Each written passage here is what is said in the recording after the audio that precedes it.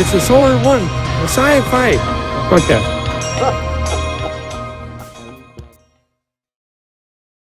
Hello, this is episode 212 of the Solar One Sci-Fi podcast. I'm Michael Ball. This week, I'm not joined by the demigod of information. Unfortunately, Martin has got lots of going on in his personal life and he can't make it. But the semi-demigod is back this week, and that is Malcolm Patterson. Hello, Malcolm. Hello. Hello. Nice to see you. How are you doing? You all right? Yeah, I'm all good. All good. Anything exciting to report to the world, your end?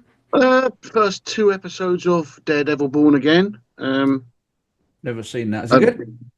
Yeah, I mean, I know you didn't watch the other Netflix Daredevil, did you? No.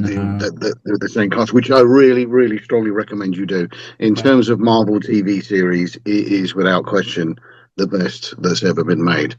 So it's a shame they pulled the plug on Netflix, really. Is this, sorry to sound a bit naive, but I mean, I've seen some of the Marvel shows on Disney Plus. Are these the same people that did like She-Hulk and all that stuff, or is it? Am I talking crap? Nope. No, this was Netflix. Netflix originally made Daredevil, Jessica Jones, Luke Cage, one more, Iron Fist, and then another series called Defenders, which was all of them together. And they also introduced 2 seasons of The Punisher. So and these are way, way darker than anything the Marvel MCU universe. So is this this isn't in the Marvel universe? Is this something different? Okay, people tend to say no. I'm getting confused now. But when they did kind of mention offhand things like the Battle of New York and this and that. So I think it's kind of, it probably is, but a lot of people say no, it's not. And then obviously Daredevil, the same character, he appeared in not as Daredevil but as his lawyer Matt Murdock persona. He appeared in the Spider-Man movie, as the guy who's going to defend Peter Parker. Then he appeared in She-Hulk as Daredevil. And then they brought him back. Obviously, Kingpin, played by Vincent D'Onofrio, is a villain for sort of 2 of the series and all that. Without question, the single greatest casting decision of any TV show ever. He absolutely nails it. It is worth watching just to see his performance. He is fucking amazing.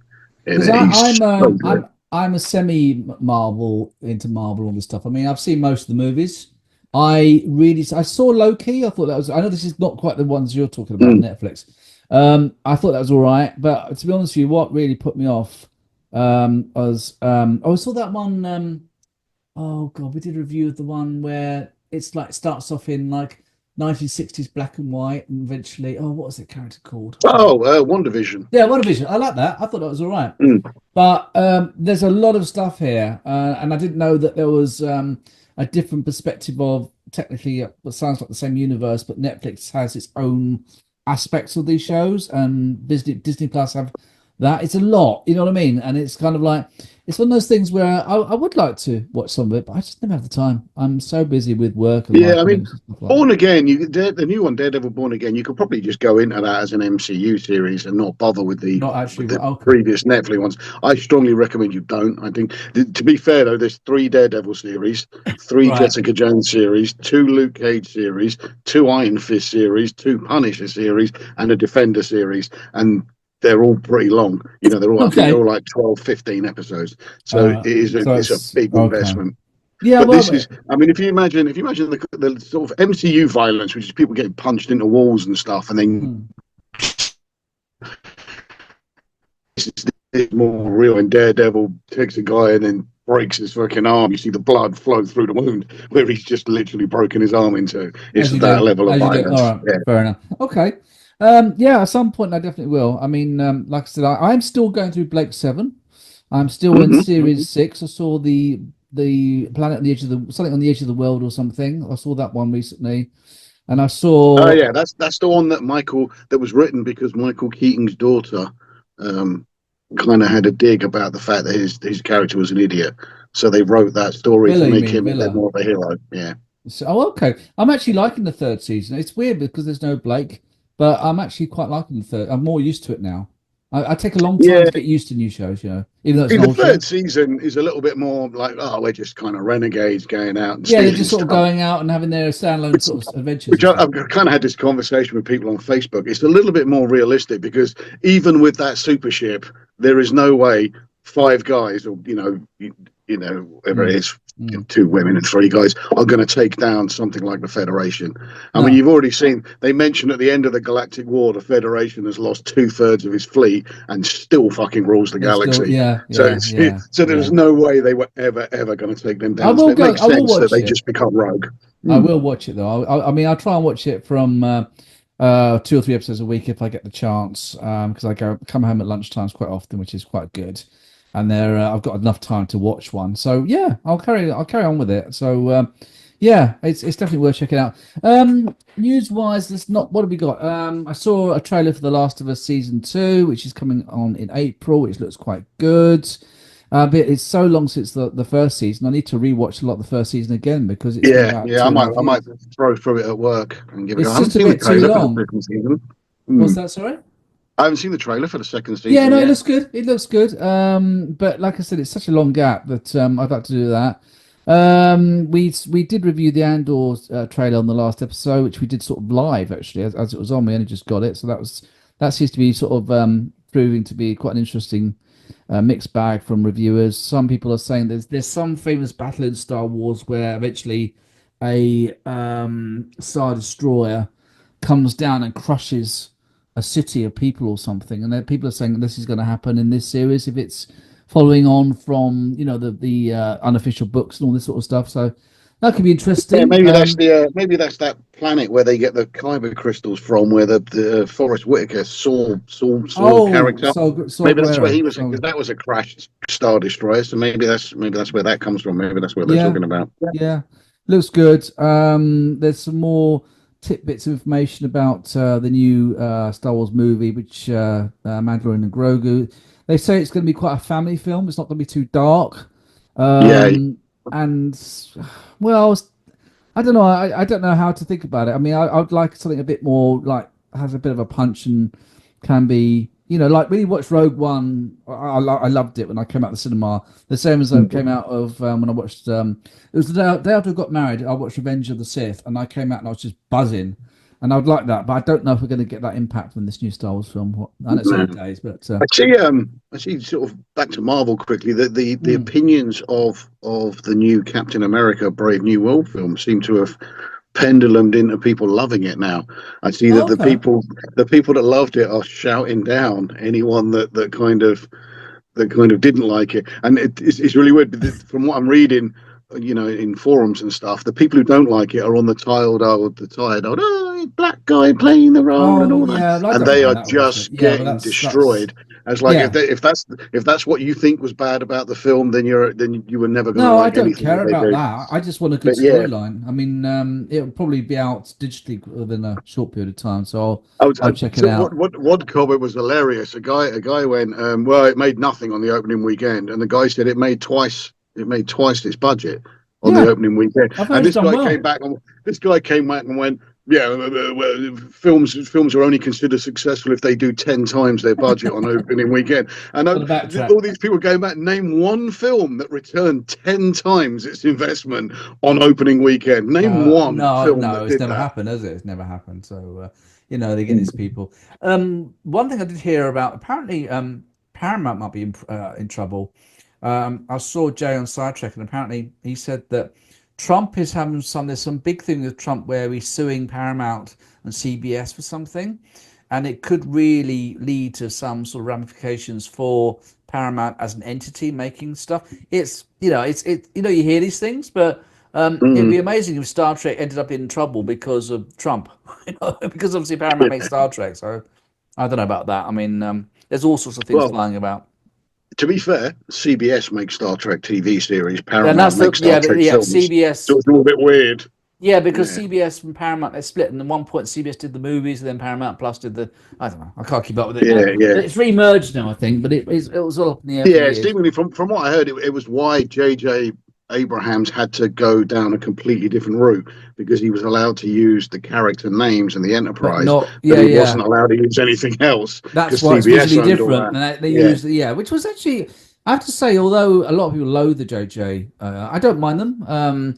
But it was clever how they did try to still do it, but it's just they didn't really fit with Star Trek from what we normally watch as Star Trek The fans. first one was okay. It was good enough. The second one was abysmal and literally pissed on one of the greatest cinematic scenes in You cinema mean history. they can't, Yeah, yeah, yeah. yeah, yeah. That was Well, terrible. not only that, to me, the Spock dying scene was iconic. It's one of the best written, directed, acted scenes ever made, Well, and they famous, yeah, literally a famous shit thing. on it in Yeah, that second. reverse it round. And Yeah. then Star Trek Beyond, I wanted a lobotomy after I watched that. That was absolute bollocks. The only thing I liked about Star Trek Beyond was finally somebody worked out that the only way a universal translator works is if you speak and then it says back to you what they've just said. That was the only bit about the film where I thought, Bit oh, like okay, Siri or something. somebody's figured it out. Yeah, I know. Well, this is it. All right, well, that's pretty much it for news my end, and nothing else apart from that. Unless anything else you want to No, say? I'm not thinking of it. Most of my YouTube stuff over the last couple of weeks has been literally watching videos about MetaQuest VR headsets because I'm just sold on getting one now. Okay, so Yeah, I'll get it in a I few mean, maybe weeks. yeah. Well, if you get one, maybe you could talk to us about it and see what the experience of it is. Yeah. And Well, Martin said he has a MetaQuest 2, which came out about 2 years ago, that he's never even taken out of the box. That I don't understand. That's a heavy investment to not even plug in. well, maybe that's what he's doing right now as we're recording this. Maybe he's on the MetaQuest. So Listen, yeah. if we got one each, we can still play Bridge Crew on VR, where we can take the bridge of the Enterprise and each take up a different position. That is more fun than you can possibly imagine because I've done Wow. it on the PlayStation VR, and How much are the that ones that is you? How much do the MetaQuest go for? about 460 odd quid for that Oh, one, and then it'll sorry. be another 22 for that game. Yeah, But no. I'm telling you. So the original game is the bridge of a JJ Enterprise. Enterprise Yeah, kind yeah. of thing and all that. But then they did downloadable content. I can't remember which order they came in. One of them was the Next Generation bridge, and it Enterprise. is literally like sitting in the bridge all around you. You can look around and look around the bridge. And it looks Then good, they does it? came out. Yeah. Then they came out with the original series bridge, Okay. which Yeah.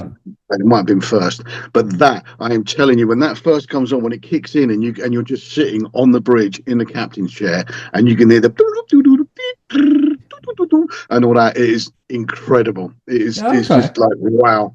Okay. I Yeah, mean, I've but never tried. it's worth the 460 for the headset just for that.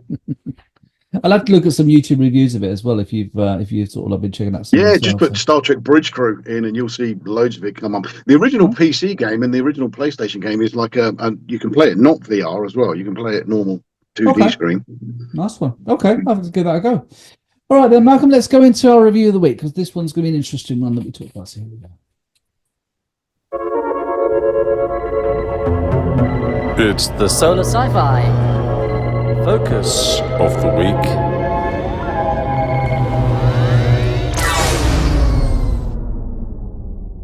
Right, so this week we're talking about a film from 1987. I think it was. Wasn't it done after Fright Night or before? I can't remember if we checked it It's a out. couple of years after. Oh, it's after. And of course, the reason that we brought this up is because, we did a vampire film, and we did say, in Martin's defence, he was a big fan of Fright Night, which is okay. It was an okay film, but we both kind of said during the last episode that we really did prefer The Lost Boys. So let's just start off. What is it that initially you find better about The Lost Boys than Fright Night? Lost Boys is a cooler film.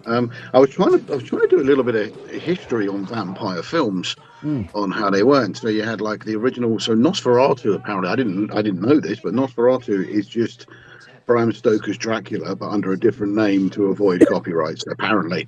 Right. And then you had those kind of films, and then in the 50s, they got a bit more glammy, the vampire films.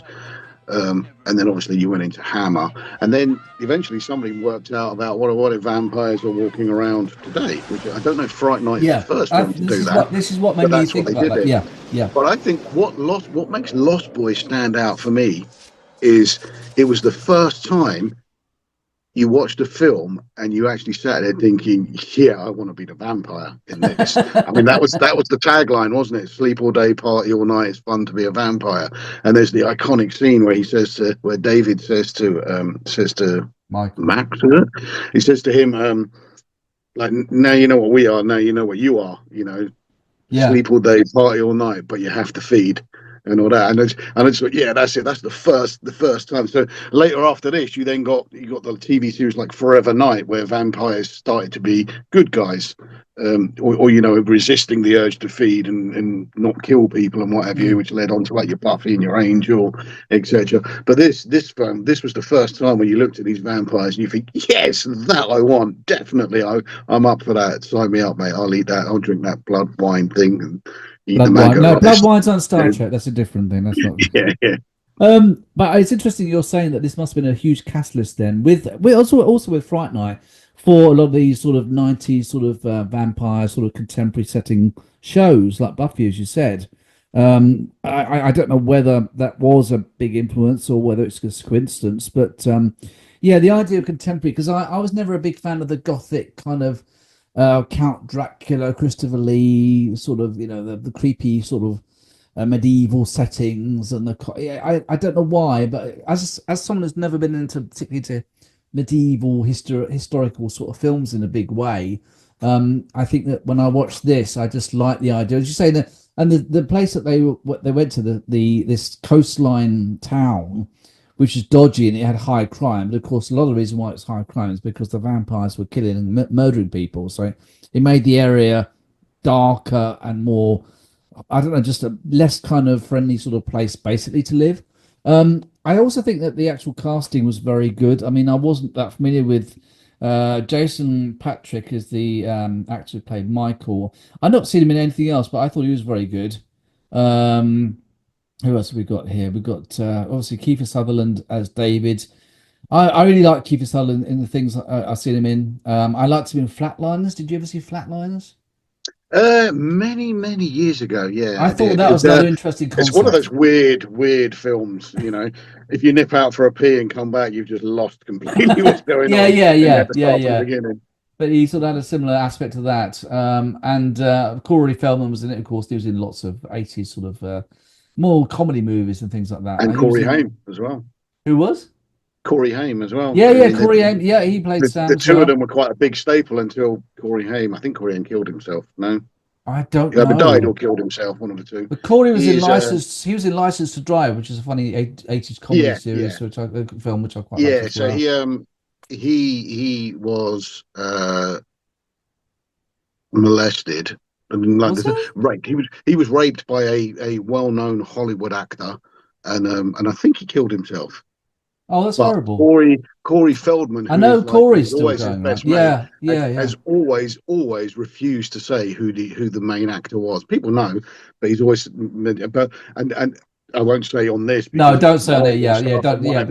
We're aware of it. But it is a massive name, and it would like. I'll tell you off air who it was. Yeah. I was just thinking as you were saying that. I mean, you obviously way ahead of me. I say, we're not going to say whoever it might allegedly be, just to cover ourselves. A simple Google will bring the name. Yeah, all right. So that's as far as we're going. Very much alleged in that it's what people think. Corey Feldman has never ever 100% said yes, it was this guy. But anyway, we've gone too dark. No. I was just thinking it's a shame that they had to die, Corey. I mean, it was very good. He did some great for the two of them. Did Explorers? I think was both of them. Oh yeah. And because also Corey Feldman was also in The Burbs as well as he's in loads of comedy films of the 80s. So another thing which I loved about the movie, and I liked it so much, which was unusual for me, I actually bought the soundtrack on CD. Yep, the soundtrack. That's a great soundtrack. I think it's one of the best 80s soundtrack, just so very iconic for the songs, which are the tracks which really enhance the movie to a big degree compared to a lot of movies. I don't know what it was, why it really clicked with me, but almost every track in that album on the film is just really. For me, it's either this or Highlander. Yeah. Which, although Highlander never really had an official soundtrack release, it was released. It was released as the Kind of Magic Queen album. I think all the songs on it are in are in the film, and then they added One Vision from Iron Eagle. Oh, But okay. it's kind of an unofficial Highlander soundtrack. Yeah, I mean, Highlander is a film I haven't seen for a long time, and I remember that there was a sequel. I think they had two sequels, and I know they had a TV series as well, which I think was linked to the movies as well. I think it was. Yes and no. Yes and no. I watch the movie at least twice a year. It is one Oh, of my really? You favorite know it that movies. well? Okay, we'll have to review that. I never watched the sequels because they're all rubbish. The third one is not too bad. The second one was abysmal, and it's one of those films that's been re-edited to try and make it not To as actually bad. make it And better. is still. Okay. Then there was a kind of a fourth one which ties into the TV series, and then there was a fifth one which is universally panned.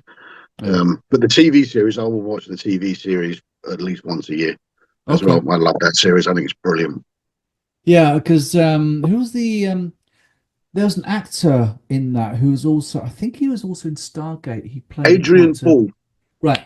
I used to work with someone who knew him, and Okay. she'd actually been out to Canada, and she'd actually knew him and ended up on the Stargate set when he was actually in. I don't know how she knew him, but she was a theatrical. Although she worked in an office, she had a theatrical background, so she knew people, lovies and things like that in certain places.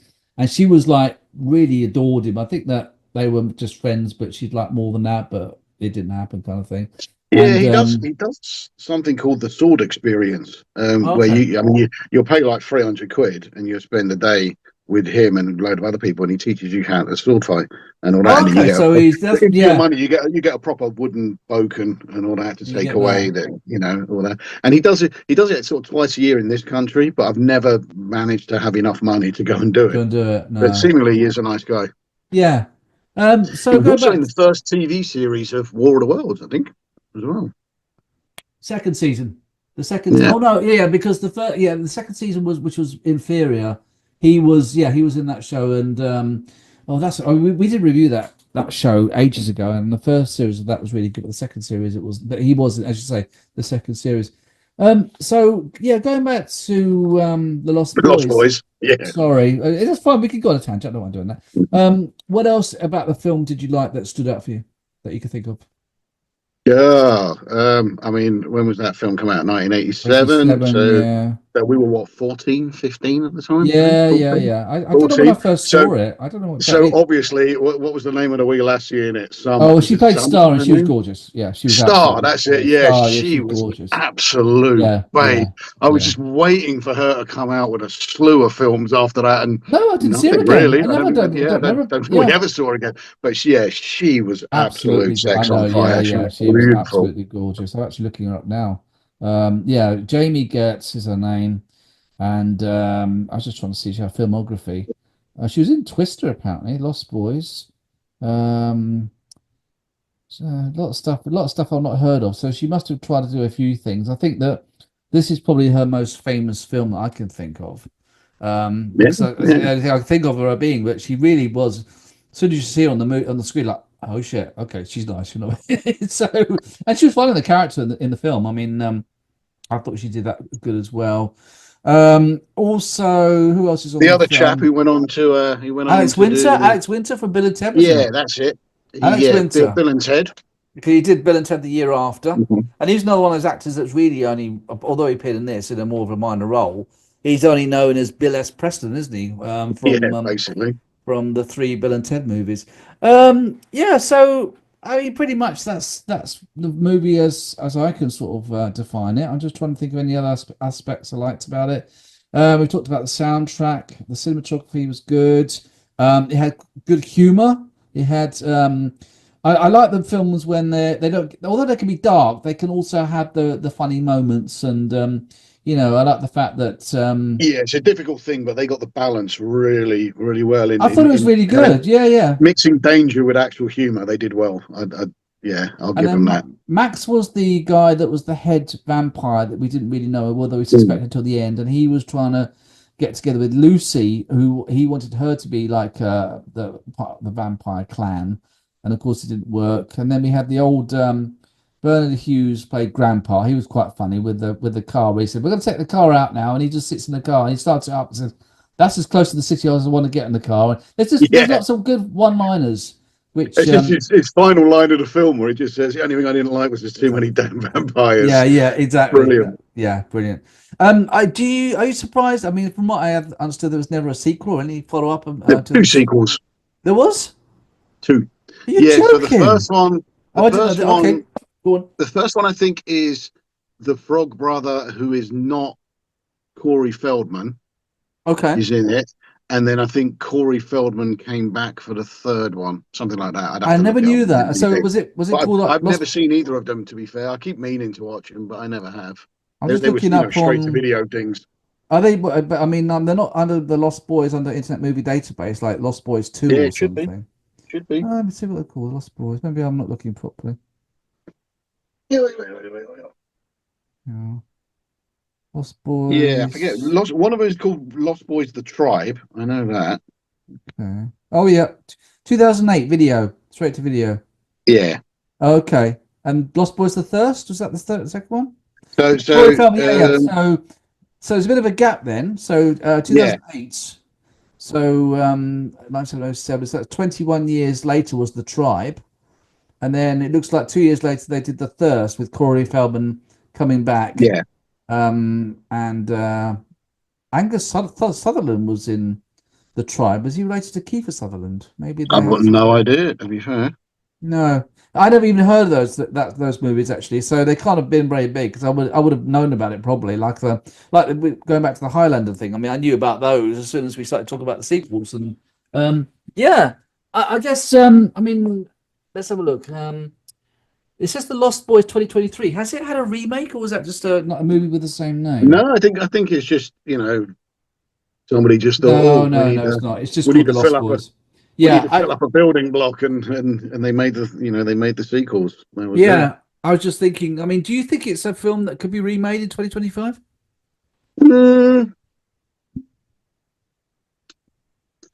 I think the concept of these vampires that are kind of not hiding in the shadows and being cool has been done to death. We have the underworld scenario.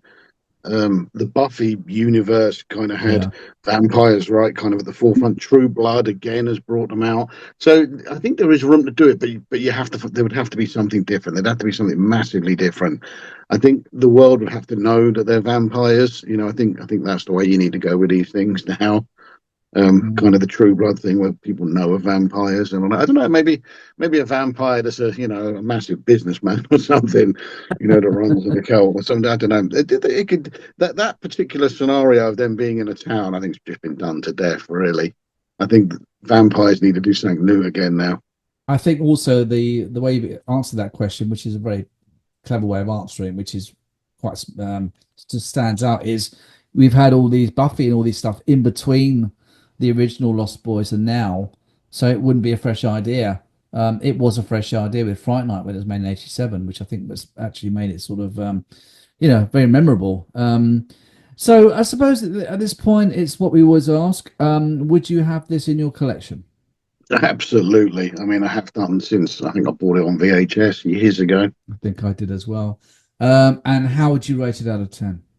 This is a good. I mean, it's always difficult when you've gone up near the top for some other films. I'm going to give it a 9. I think, because I really enjoyed it. I really liked how original it was.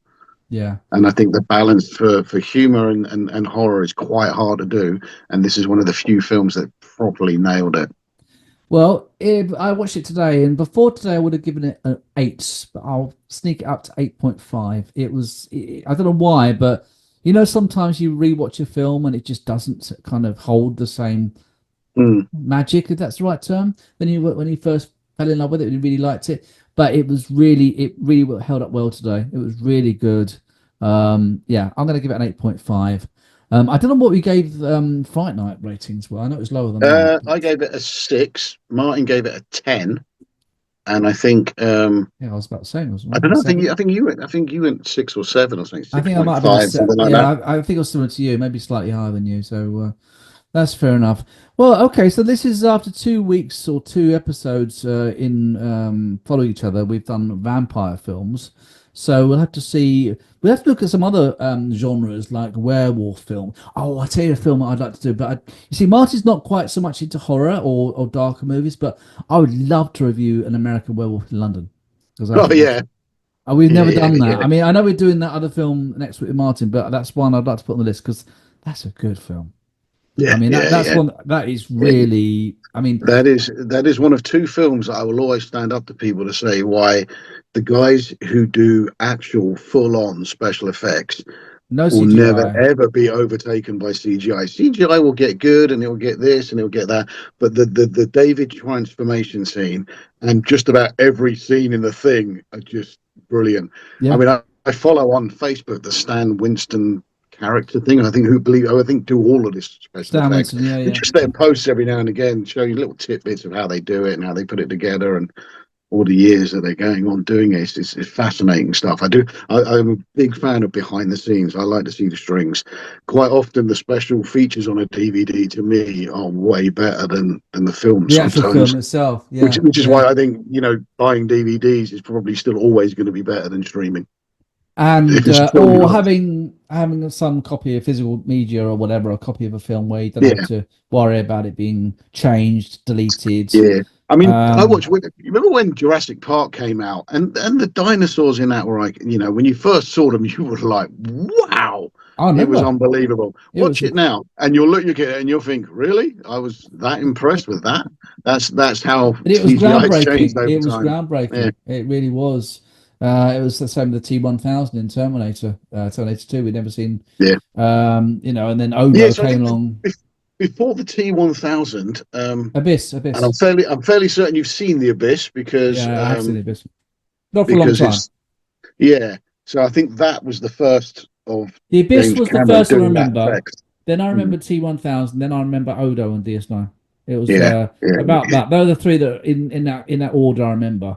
See, Um, Picard season 3, I was trying to explain to somebody on Facebook why I didn't like the updated Changelings. changelings, and Mm. I thought it was great, and I like the fact that they made out that these are not actual changelings. They were They're modified. They're slightly yeah, altered from the, and yeah. but I did the effect was incredible with the blood and the bone and all that. But I still prefer the original one. I prefer the original. Not because I was a dick and wanted to go. This is what people said. Oh, you keep clinging to the past, blah blah. And it's not that. I just the original ones were alien. They were an alien kind of thing. It was like ooh when you saw it. Whereas these new ones, the special effect eclipsed it many ways, but it just wasn't alien enough for me now. Now it just looked like a person that had melted, which pretty much is what they were. Yeah, I mean, I know they explain why they're different because these changelings when they actually form blood, they form muscle and stuff rather than it's more of a visual illusion. I think the way they explain it was different. I wish they could have made the changes look maybe a bit more close to the Deep Space Nine changelings when they changed, even though they were different. But it doesn't matter. It was still good. Picard Season 3 was really one of my favorites. Okay, I think that's pretty much it. So, what are we doing with Martin next week again? What's the name of that? I believe I've got to watch it still. It's Outland with Outlands. Yeah, I'm going to watch that as Mr. well. Connery.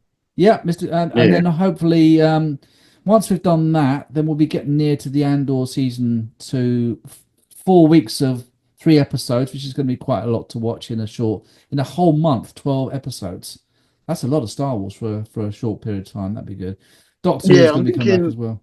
Because I didn't want to go and see it at the cinema, but I'm thinking Captain America: Brave New World must be due to be released on Disney Plus fairly soon, so that'll be about watchable. Another month. Yeah, about another month. I mean, they do. Yeah, that would see. You got Andor coming up. Obviously, Daredevil: Born Again is rolling on. Alien Earth. I think that's more August. August. It says summer. I think I heard August as well. Yeah, I'm not sure about that. I'll certainly give it a go. Yeah, have to see how it goes. All right, on that note, I think we'll wrap things up. We'll finish then. What I'll do is, I've obviously said this to Malcolm off air, is that I've been mucking about with the AI app called Google Notebook LM, where you can upload MP3s and it will actually review it. There's 2 panels, there's male and female, American accented. It's like a podcast in its own right. And so I just uploaded episode 200 when we just talked about what we've been experiencing in sci-fi over the last 5 years. and you've checked it out, and it was pretty interesting what they said. Yeah, I love I mean, they don't sound like They computer interact, they generated voices. giggle. There's It's not. emotion in there and There's everything. and they actually Yeah. chuckle. Inflection They in the voices, the way they do it. Yeah, they even it was sort of like you great. can even hear It was them great. breathing in one or two, like exhalations. Yeah. Things. And at one point, one of them interrupts the other one. I thought that, it was great. It's Really really well done. interesting. So I think as an unusual one, but for a one-off, let's just put this at the end of this episode to see what people think, because it's definitely worth a listen. So we'll do that. Malcolm, thank you very much. We should be back next time with Martin. And until then, live long and prosper. Live long and prosper. Welcome to the deep dive. Today, we're going to tackle something pretty interesting. You gave us the 200th episode of the Solo One Sci-Fi podcast. Okay. Which is basically a roundtable of fans and critics sounding off about the state of science fiction over the past 5 years. Oh, wow. Yeah. That's a lot to unpack. It is. So it's like a direct line to the heart of fandom, what's thrilling them, what's disappointing them, and what they're hoping to see more of. It's fascinating to hear, like, firsthand what's resonating and what's not. Right. With a particular group of fans who are really engaged in the genre. For sure. Sure. Okay, well, let's dive in then. Okay. One of the things that these podcasters kept coming back to was this idea that modern sci-fi just isn't as intellectually stimulating as it used to be. Yeah, they seem to be craving that, like, thought-provoking element. Yeah. That really makes you question things. Yeah. Like you said, the big questions that sci-fi is known for. Yeah, and it's interesting because you would think that with all the amazing special effects and bigger budgets and everything, we'd be in like a golden age of these mind-blowing concepts. Yeah, you'd think there'd be more opportunity to explore those. Right, exactly. To really dive deep. And in some ways we were, you mentioned Fallout and Silo, which the podcasters actually praised for their intricate world building. Well, those were definitely standouts for that. Yeah. But then they pointed to other shows. I'm not going to name names here to avoid spoilers. Right. But where they felt like the ideas were either shallow or just rehashes of old tropes. Yeah, it's like they're looking for more substance. Right. More originality. Yeah. Like those stories that really make you think about the implications of technology. Yeah. And the choices that characters make in those worlds. Exactly. Yeah. Yeah, so where do they think things went wrong? Like, was there a specific turning point for them? Well, they brought up a couple of industry shifts that might be playing a role.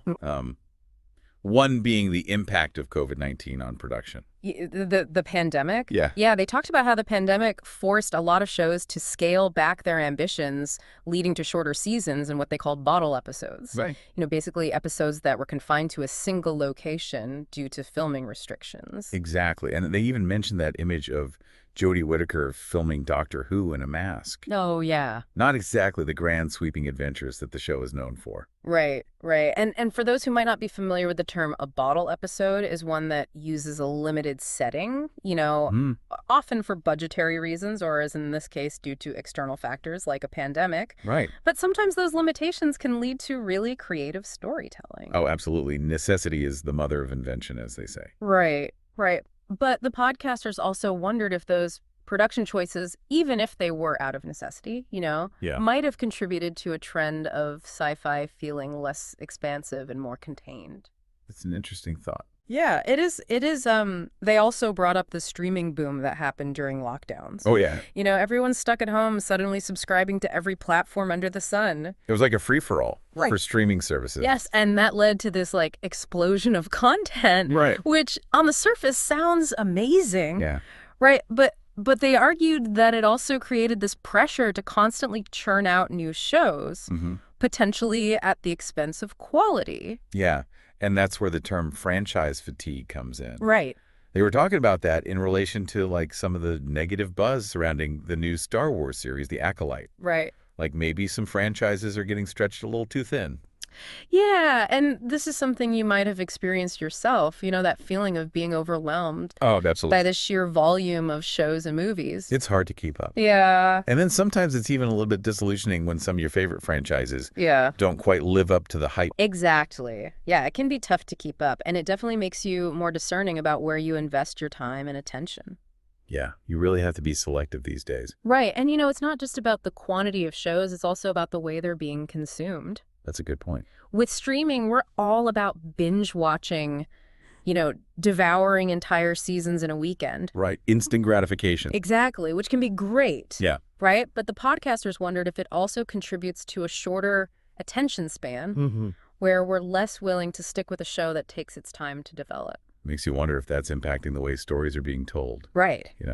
Yeah, they specifically contrasted this with older shows that unfolded over years, right. allowing for storylines to build slowly and characters to grow over time. Yeah, they feel like that kind of patience is becoming rare. Yeah, they had a lot of praise for shows like Star Trek Deep Space Nine and Babylon 5. Oh, yeah. Which really embraced that serialized storytelling.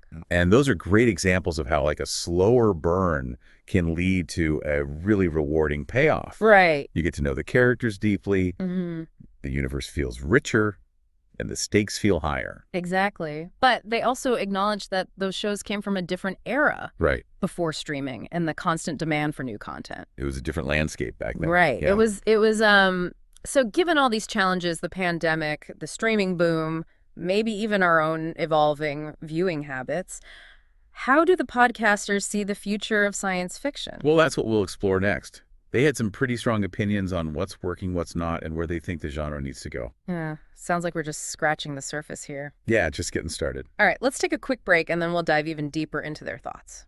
Sounds good. Picking up where we left off, the podcasters had some pretty interesting thoughts about what they see as a growing reliance on nostalgia in modern sci-fi. Yeah, like they felt like a lot of shows were leaning too heavily on cameos and references to past works, you know, almost like they were afraid to stand on their own 2 feet. Yeah, and that's something you as a viewer might have noticed too. Yeah. That feeling of, haven't I seen this before? Yeah. It can be fun in small doses. Yeah. But when it becomes the main draw, it can feel a bit hollow. Yeah, they brought up a hilarious example from Star Trek Strange New Worlds. Apparently there's a scene with Klingons singing R&B. Oh, wow. Which on paper sounds kind of ridiculous. It does. Right. But it's interesting because even though the podcasters were critical of like overusing nostalgia, yeah, they admitted to finding that particular scene entertaining. So it's like a guilty pleasure kind of thing. Yeah. Yeah. So maybe it's a matter of balance. Oh, like a little wink to the fans can be fun. Yeah. But it shouldn't come at the expense of originality and fresh ideas. Absolutely. And they contrasted that with shows that they felt really did stand the test of time. Right. Like episodes from Star Trek The Next Generation and Deep Space Nine that are still relevant and thought-provoking today. Yeah, they specifically called out the strength of the writing in those older shows, arguing that like the focus on well-developed characters and timeless themes is what makes them so enduring. It's a good reminder that good storytelling is always going to resonate. Right. Regardless of special effects or flashy gimmicks. For sure, for sure. They also touched on the idea of shifting audience expectations. Right.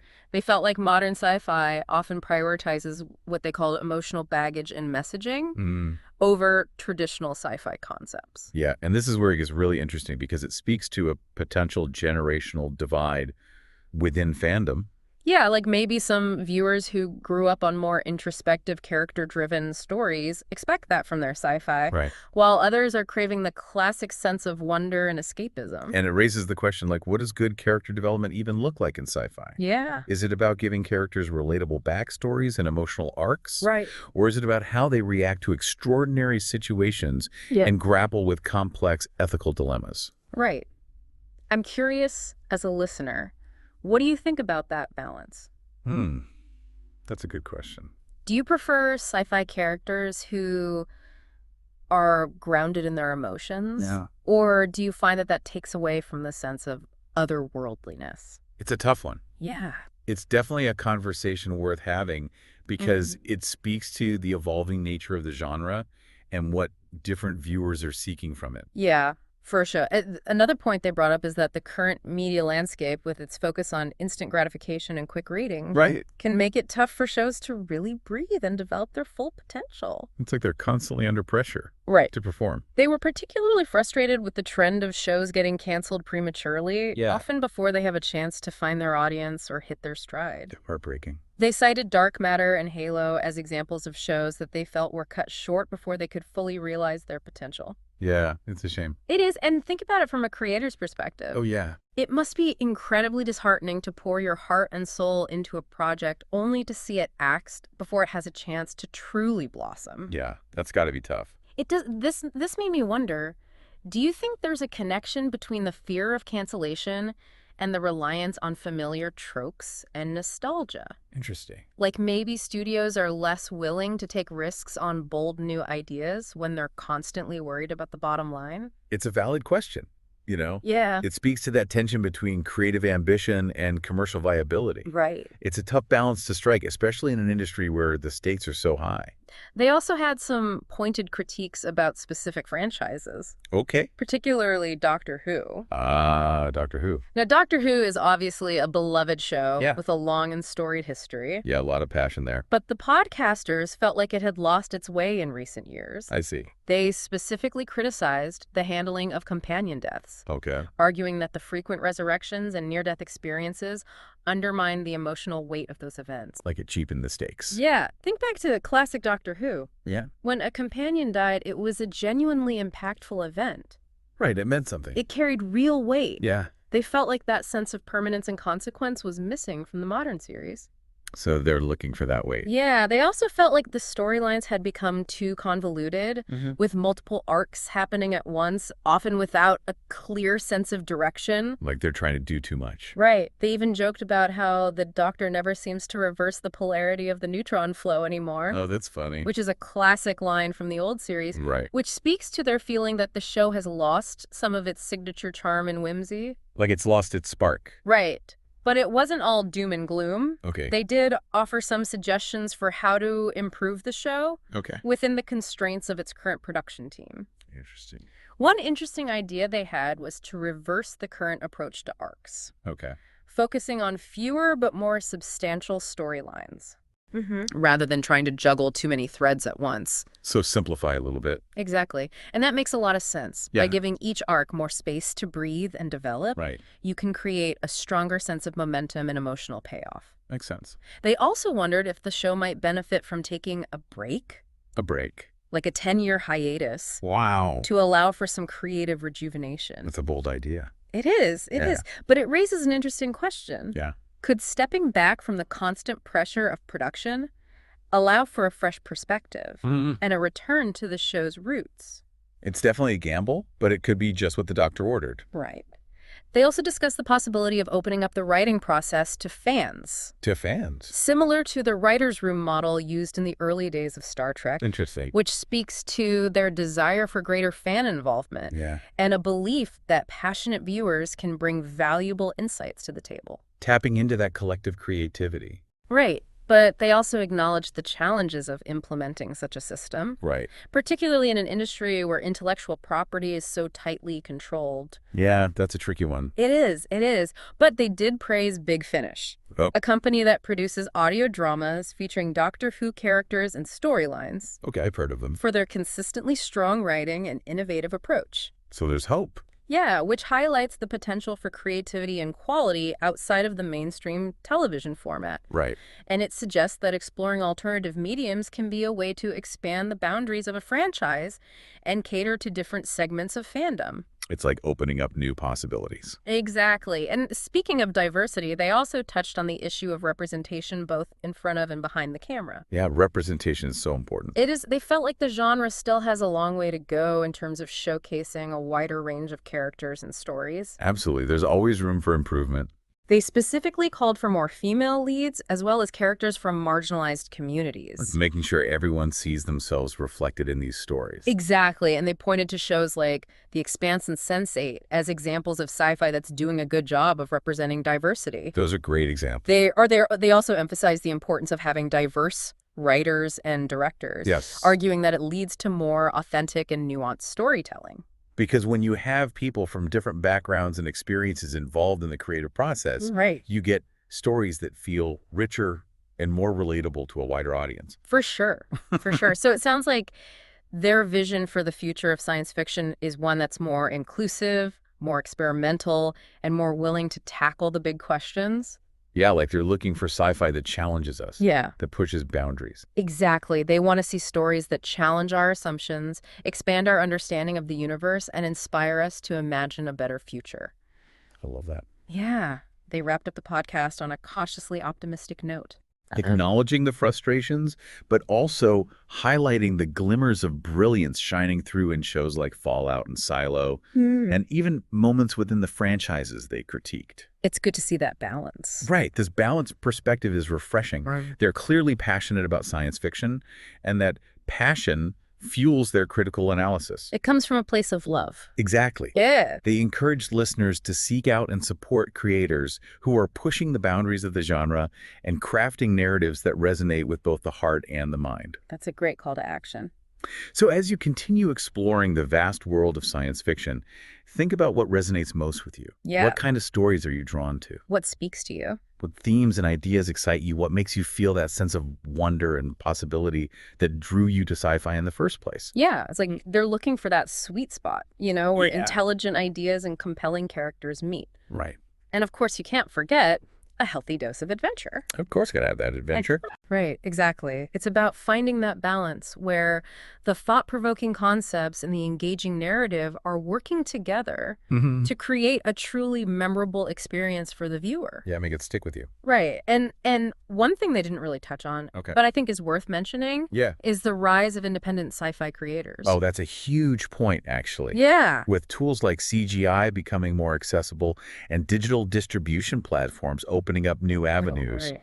we're seeing this like surge of unique and interesting sci-fi content coming from outside the traditional studio system. Yeah, and that's exciting because it means there's more space for experimentation, Absolutely. for diverse voices, Mm-hmm. and for stories that might not fit the typical Hollywood mold. Yeah, it's like a whole new frontier of sci-fi is opening up. Right. Definitely something to keep an eye on. So as we wrap up this deep dive, I'm curious to know what stood out to you from this conversation. Did any of the podcasters' critiques resonate with your own experiences as a sci-fi fan? Yeah. Were there any points where you found yourself agreeing or disagreeing with their assessments? Right. What aspects of the genre are you most excited about? And what are your hopes for its future? Because ultimately the beauty of sci-fi is that it's a genre that's constantly evolving, pushing boundaries, and reflecting our hopes and fears for the future. And it's a conversation that we as fans get to be a part of. Right. Engaging with these stories, sharing our thoughts, and supporting the creators who are pushing the boundaries of what's possible. Absolutely. So keep exploring, keep questioning, and keep imagining. Yes. The future of sci-fi is in our hands. Well said. That's a great note to end on. Thanks for joining us on this deep dive. We'll see you next time for another fascinating exploration. It's been a pleasure.